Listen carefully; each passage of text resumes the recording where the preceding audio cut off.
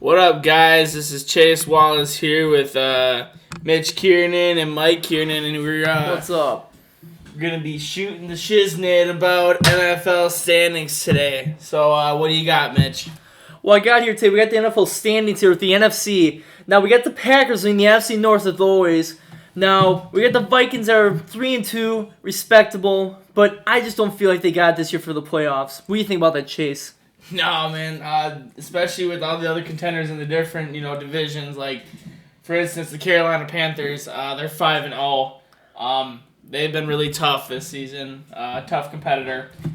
As well as the Falcons, surprisingly. Yeah, they only have one loss. It wouldn't faze me too much if I was them.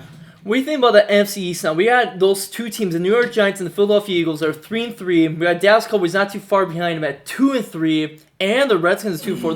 That division is just up for grabs. I feel like no one's got the upper hand. No, NFC East is definitely a weak division. I don't have any confidence in them at all. And there's only one team that stands out to me in the NFC West, and that would be the Arizona Cardinals. They've been putting up a fight every game. They lost two very, very crappily ending games. And the Seahawks, I don't think they deserved a 3-4 win, especially all those controversial calls that has been called so far, like when Wagner batted out the back. Safety. That Detroit Lions should have won that game. I believe they should have won that game.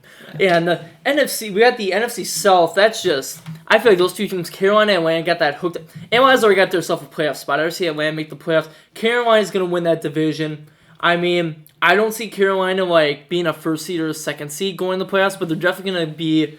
They're going to be in the top 5. They're going to be top 5, but they're going to be in the wild card, but they're going to have home field advantage going into that wild card game. They're probably going to play a game. They could have a good chance playing Atlanta Falcons or as we may know with the Arizona Cardinals. Who knows? It's too early in the season to predict that. AFC North. Let's talk about the Cleveland Browns real quick. Okay.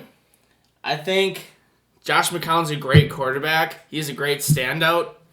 But I think Manziel has got him.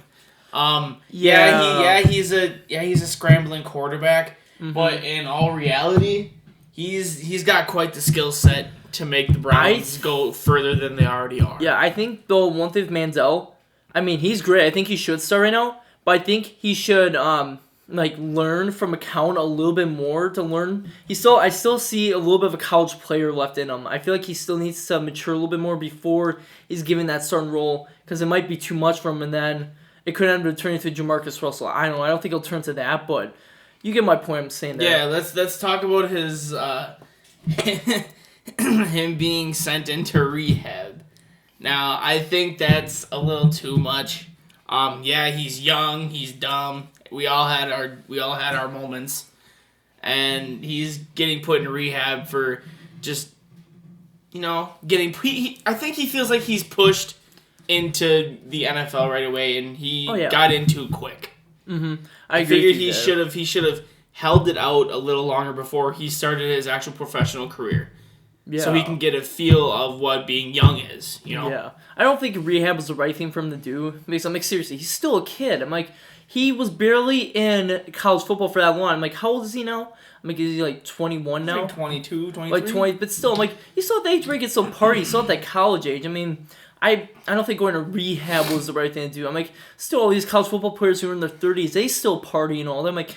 I don't think rehab was quite the thing he needed. I think he just, I don't know. There's nothing really needed, I guess.